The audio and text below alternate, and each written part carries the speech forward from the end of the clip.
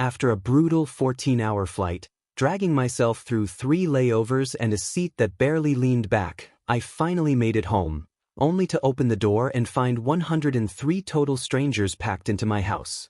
Turns out it was a surprise engagement party. For my brother. My mom gasped the moment she saw me, like I was the one crashing the event. "Oh, we thought you were flying in tomorrow," she blurted, voice shaky with that kind of laugh that tries to smooth over a mess. Then my dad, still hovering near the punch bowl, said it like they'd rehearsed it. "We all agreed, your car is his wedding gift." Just like that. I didn't argue. I didn't ask for clarification. But I responded in a different way. Quietly. The next morning, people acted strange around me, awkward glances, fewer words. And 2 weeks later, the whole family picked up and moved 2 states away. No call. No goodbye. All I'd wanted after that flight was to step into a quiet house, hit the shower, maybe reheat the frozen lasagna I'd tucked away before leaving. Instead, I walked into chaos, balloons everywhere, streamers hanging from light fixtures, my living room packed shoulder to shoulder. People were mid-toast, champagne glasses in the air, Taylor Swift blasting through a Bluetooth speaker, and my brother stood there in a tux like he was already royalty. Right above the fireplace, a sign hung proudly. He said yes. Nobody noticed me at first.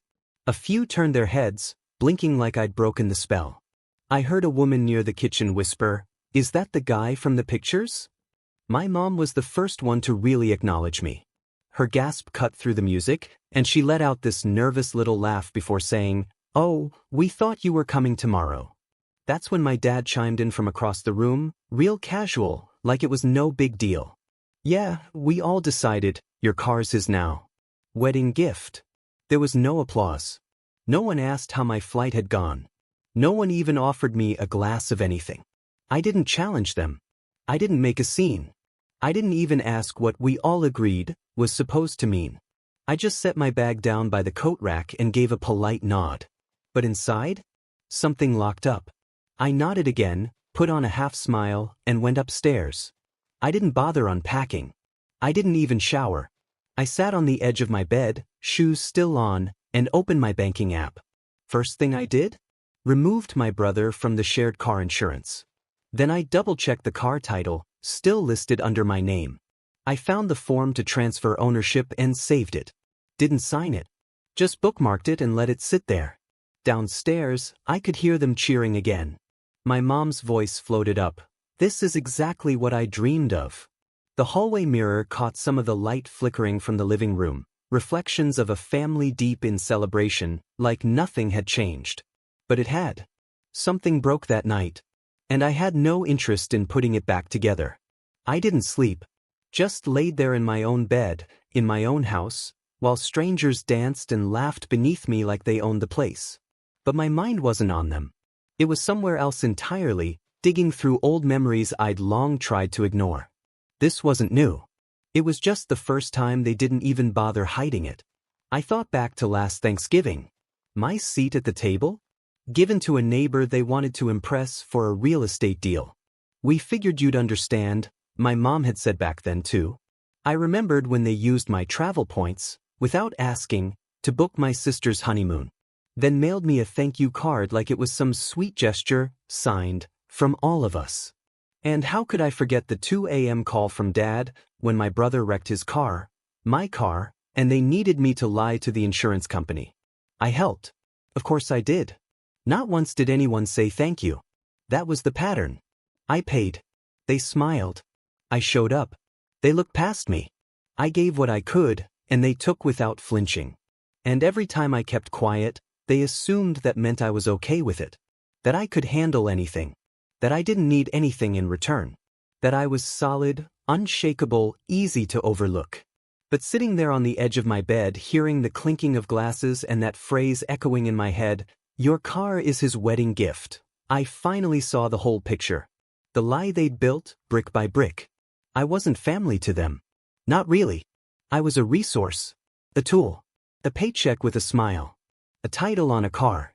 A house with space for parties. That's what I was. So I started documenting everything. Not to get revenge. Just to finally make sense of it all. Like a digital autopsy of every moment they erased me. Every time they asked without actually asking. Every time family meant use him. I checked the photos they'd posted of the engagement party, my house, my living room, my walls, and I wasn't in a single one. No welcome home. No, he's back. Just captions like #BestBrotherEver and #FutureLangfords. I scrolled back even further. Photos of birthday dinners I paid for, weddings I traveled across states to attend, medical bills I helped cover. My name wasn't on any of them. It was like I never existed. Like I was some kind of ghost, one that left money on the counter and disappeared before anyone pulled out a camera. Then I thought about the car. The one they decided was now his. I remembered how long I saved for it. How I worked late hours and lived off canned soup to avoid a loan. That car was mine. I didn't buy it for anyone else. It was the first thing I ever let myself really want. But to them, if I wasn't driving it, it was fair game. That's what finally broke me. Not the party. Not the crowd. Not even my mom's awkward gasp. It was realizing that, to them, I wasn't really a person. I was a line item in their spreadsheet. So I started planning. Quietly. Carefully. I pulled up receipts. Emails. Screenshots. Ownership papers. Bank records. They threw a surprise engagement party. They were about to get hit with a surprise departure. The next morning, I was up before sunrise. No coffee. No shower. Just sat on my bed, staring at the wall like I was lining up every step of the mission in my head. They made a choice the night before. When they said it out loud, we all agreed, your car is his wedding gift. They weren't asking. They didn't ask. Didn't even consider. They just went ahead and decided. So I made my own decision. The first thing I did was log into the insurance account. The car? Still on my policy. I took it off. Right then. Coverage gone. No more protection. Next stop was the vehicle title database. The car still legally belonged to me. No paperwork had ever been processed to transfer it. I saved the link for reporting unauthorized usage, just in case. Downstairs, I could hear the party beginning to wind down. Laughter started to trail off. Boxes scraped across the floors. Plates clinked as they were tossed in trash bags. But I stayed put. Upstairs. Silent. By 7:04 in the morning, I was logged into our family cell plan. 5 active lines, mine, my brother's, both my parents', and that backup travel phone my dad used sometimes. Every single one paid by me. I transferred control of all those lines back to them. They had 72 hours to accept the transfer, or else the lines would shut off for good. Then I opened up the home security system, the one I had installed myself. Smart locks, indoor cameras, thermostat, everything ran through my admin login. With a single click, I suspended the entire account. Just like that, their access vanished. I turned off their cloud backups. Disabled the mesh Wi-Fi system I had personally configured room by room. Cancelled the remote thermostat routines that automatically adjusted temperatures in each part of their house. Within 10 minutes, their smart home was just a regular house again, cold and offline. I didn't send a heads up. No note. No explanation. At 9:17 a.m., my brother texted, "Bro, the security cameras are down. Can you fix it?" I didn't respond. At 10:04, my dad tried calling. I declined. At 11:02, my mom texted, "The phones aren't working. Are you doing something?" I closed my phone. They thought I was being dramatic, that this was all about a car. They had no idea I was only getting started. By noon, I had the bank on the line. We'd set up a joint emergency savings fund years ago when my dad had heart surgery. I was still listed as the primary holder. I froze the account. Next, I called the mortgage lender. They had refinanced the house 5 years ago, and I had co-signed to help them qualify. I submitted the formal request to remove myself. I knew their current income wouldn't be enough without me. That would automatically trigger a financial review. At 2:46 p.m., my dad sent another text. "This is childish. Let's talk." By 4:13 p.m., my brother messaged me too. "Why would you do this? He needs the car." I didn't bother replying. Instead, I called the insurance company again, and filed a report. Because legally, the car was mine. Still titled in my name, still registered under my info. I submitted everything: proof of ownership, address, the car's last known location. They said I'd be contacted for follow-up. That evening, a group text popped up. First from my mom, "You're overreacting." Then from my brother, "You were never really part of this family anyway." And finally from my dad, "You think pulling the plug will break us? We'll be fine without you." I saved each message, screenshotted them, filed them in labeled folders. This wasn't revenge. I wasn't out to hurt anyone. This was about reclaiming what was mine and drawing clear lines around territory they always thought belonged to them. That night, I messaged my cousin Mara. "You were right. I've started shutting it all down." She replied instantly, "It's about time." The next day, I contacted the IT company I co-founded, the one where I had built the infrastructure for my parents' accounting firm. All their systems, backups, logins, they were running on my framework. I issued the request to terminate their access. Immediate effect. No malicious code. No files deleted. Just clean revocation, license keys disabled, security certificates revoked, and a formal notice for them to migrate their data elsewhere. 2 hours later, the IT manager from my company called. "They're panicking. Are you sure about this?" I was sure. At 3:22 p.m., my dad sent what would be his last text. "Family is all you have." I didn't reply. Instead, I drafted a letter. Formal. Precise. Notarized. I revoked every authorization I'd ever given. Withdrew from every joint account. Removed my name from every financial liability I'd shared with them. The final line of the letter read, "I am no longer responsible for the financial stability, digital infrastructure, property management, or insurance coverage of any party mentioned herein." I printed 2 copies. One I mailed to their house. The other I kept for my own records. 2 weeks later, they packed up and moved 2 states over. Never texted. Never called. Didn't even forward an address. But they didn't have to. I already knew what that meant. They never really wanted me. They wanted what I built. And now? They've got neither. I've never felt so free. The first real fallout hit about 24 hours in. I was sitting at my desk, wrapping up the last bit of paperwork to remove my name from a few leftover utility bills, when my phone went nuts. 76 missed calls. For voicemails. One long group text titled, "From your mother." I already knew what it would say. But curiosity got the better of me. "You've gone too far. We were hurt, but now you're being cruel. This isn't how family behaves. Come home. Talk to us. We'll forgive you." That word, forgive, it hit different. Not with heat, but with something sharper. More precise. It wasn't rage.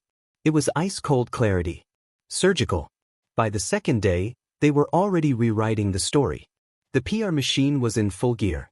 My brother posted a polished photo of my old car, the car, complete with moody filters and this caption: "Some people don't understand what sacrifice means. I gave everything for this family and got stabbed in the back." Comments started pouring in. "You deserve better. Blood doesn't make family. Stay strong," one comment read. Then my aunt reposted my brother's emotional picture to her story, tagged my mom, and added a crying emoji along with the word heartbroken. They were staging the scene now. Playing wounded. Setting themselves up as the victims. Crafting the narrative. But behind the curtain, they were unraveling fast. By 4 p.m., I got an alert. Someone had tried to log into the insurance portal using my old credentials.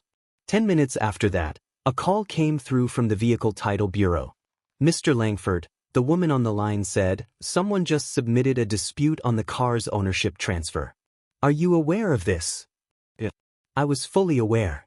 They were trying to bury the last 2 weeks under a flurry of forms and panicked attempts to regain control. What they didn't know was, I'd already unplugged every cord. I'd rebuilt the foundation, pulled out my part, and let their house of cards tumble. That evening, I got a voicemail from my mom. It was long, tearful, slurred in spots.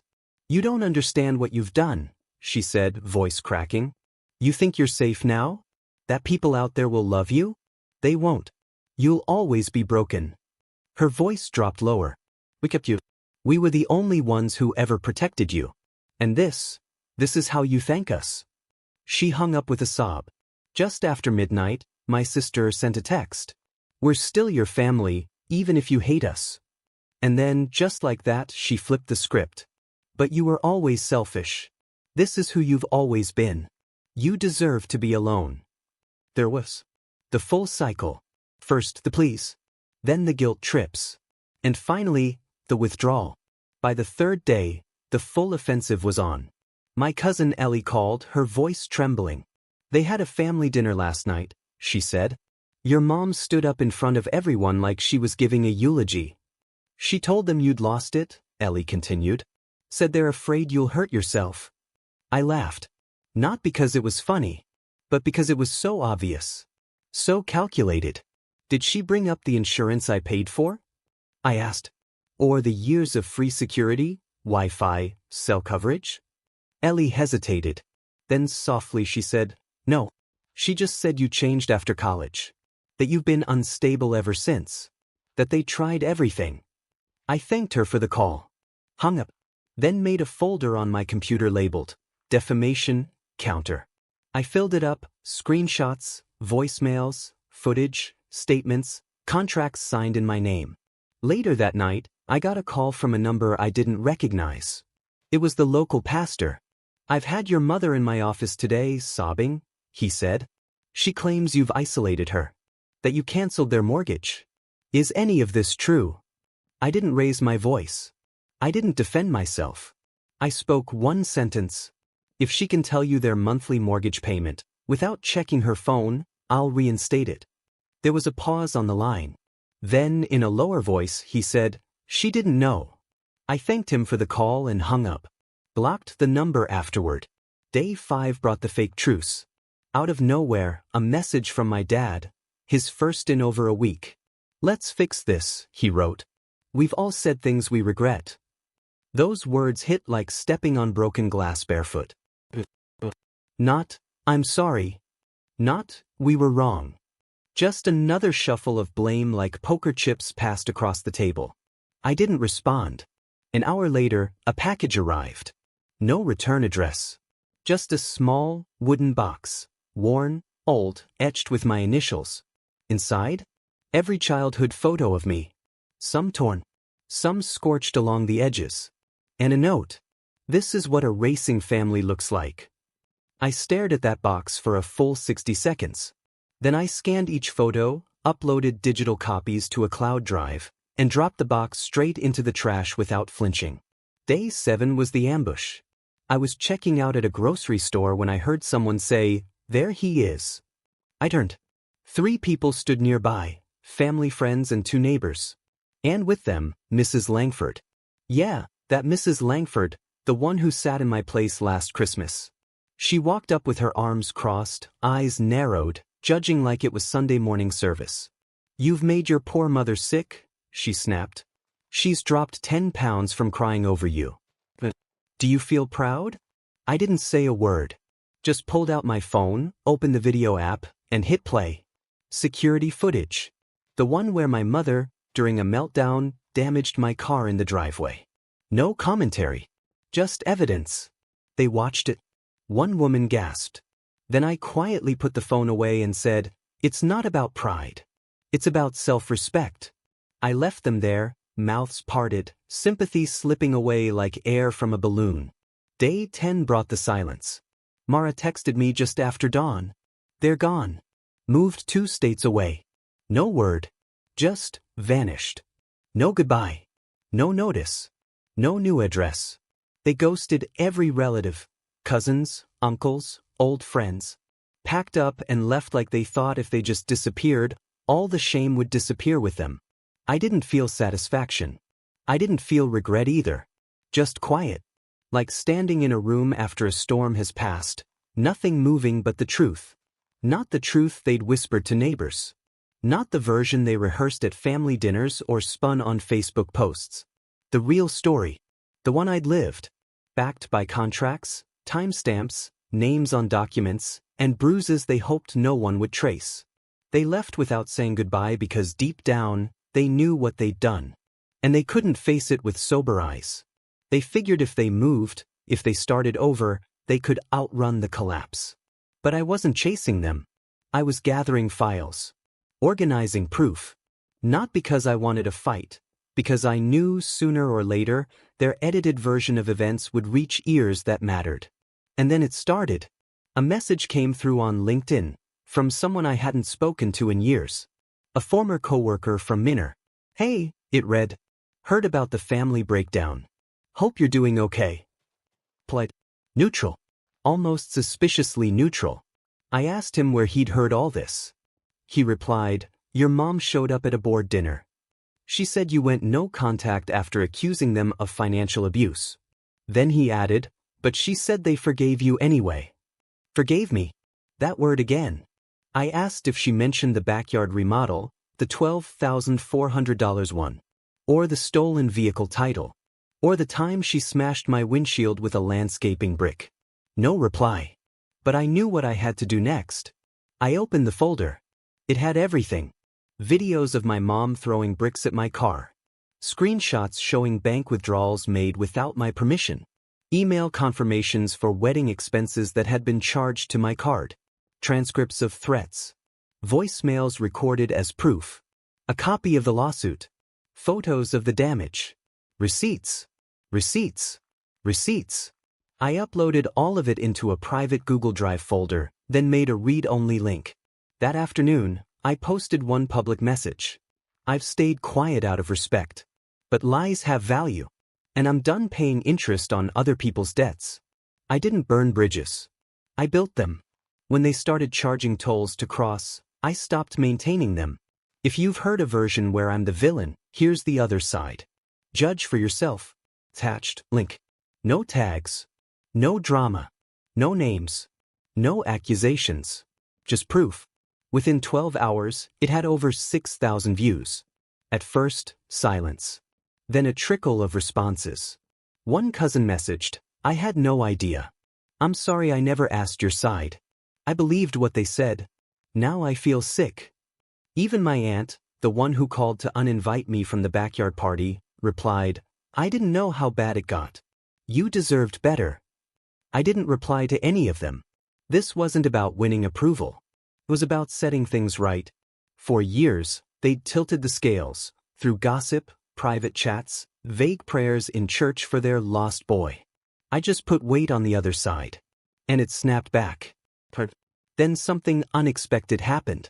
A local journalist, someone who had followed my tech firm's early days, reached out. "We're doing a feature on generational exploitation in family systems. I read your post. Would you be willing to speak anonymously?" I asked her what angle she was going for. She said, "You built something. They harvested it. We see this pattern more and more." I agreed. We talked for an hour. I kept it clean. No names. Just facts. Patterns. Power dynamics. The article came out a week later. Headline: "The Silent Breadwinner, When Family Becomes Infrastructure." I wasn't the focus. But one line stuck with me. When you grow up thinking love is measured by what you provide, you don't realize you've become a utility until someone cuts the line and screams into the dark.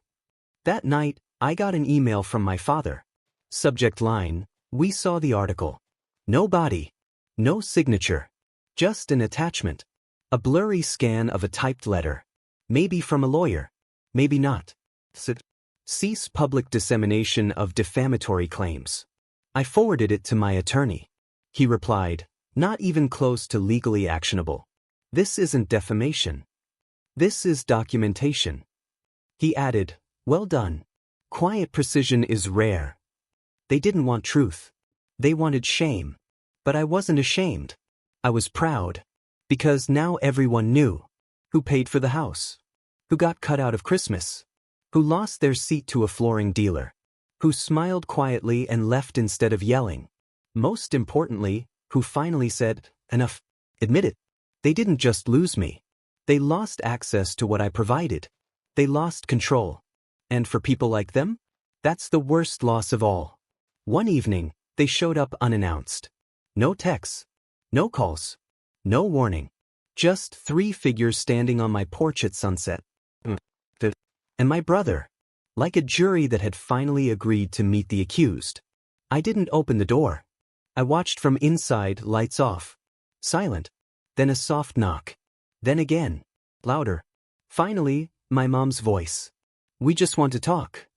I stood up, opened the door, but didn't step aside. She looked smaller than I remembered. Makeup faded. Hair grayer. Eyes swollen. My dad avoided my gaze. My brother scrolled his phone like none of it mattered. Mom took a shaky breath and started her rehearsed line. We've had time to think. We know we went too far. But you did too. And maybe we all just need to start over. Then came the real kicker. The heart of every manipulation. Wrapped in humility. We want you back. I asked one question. Why? My dad finally answered. Because you're our son. But it didn't sound like conviction. It sounded like a claim. My mom jumped in. You belong with us. We raised you. We were scared. And proud. And maybe a little blind. She was waiting for me to break. To crack. To surrender. But instead I said, you didn't come because you missed me. You came because the system broke, and you can't fix it without me. My brother glanced up. Smirked. Are you seriously doing this? I looked at him flatly. You took the car without asking. It wasn't yours to take. He shrugged. You weren't using it. There was. Still. Unchanged. My mom tried one last time. Please. Just dinner. One night. I let the silence stretch out long enough to feel like a decision. Then I said, you didn't lose the dinner. You lost me. She blinked, like my words had no meaning. I added, calm and steady. I didn't leave because of money. Or a car. Or a party. I left because every time I showed up, you made me invisible. I was never your son. I was the balance sheet. The tech guy. The emergency fund. You raised me to be dependable, and then hated me for depending on myself. I'm not angry anymore. I'm not bitter. I'm just done. No one said a word. Not even my brother. My mom's voice cracked. But we're trying. Isn't that worth something? I shook my head. Trying means change. You came here to reset. Not to grow. You want me back. Not because you love me. But because life without me is harder. She finally cried. Real tears this time. My dad tried to pull her away. But before they left, I said, this isn't punishment. It's protection. For me. Then I closed the door. Softly. Finally. No slam. No scream. Just silence. Not empty. Not cold. But clean.